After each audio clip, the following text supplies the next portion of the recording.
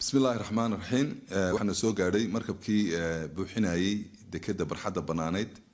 dhinaca kalena ka qodayay badda channelka ay soo maraan maraakiibtu oo loogu talagalay in la gaarsiiyo standardkii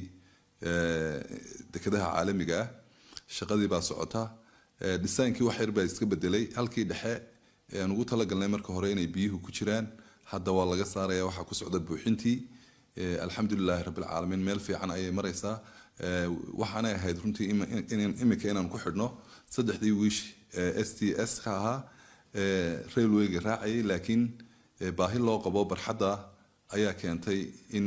la horeysiiyo in barxadda la buuxiyo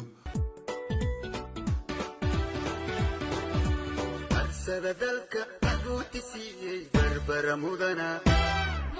meeshay ku taala muhiimad weyna muftaaxi weeye mantaqadoodan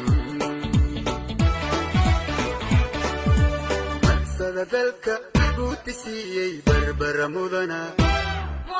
meeshay ku taala muhiimad weyna muftaaxi weeye mantaqadoodan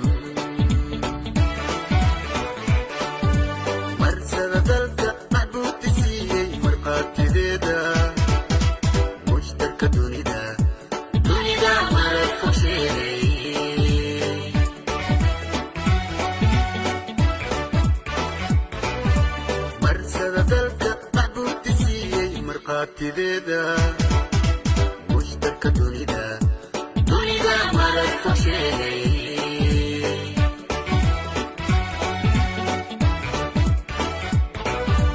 marsada dalka maxbuuti siiyey taariikhda meerta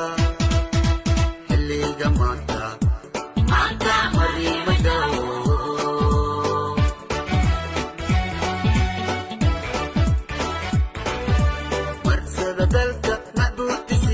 taariikhda meerta xilliga maanta mariima daawo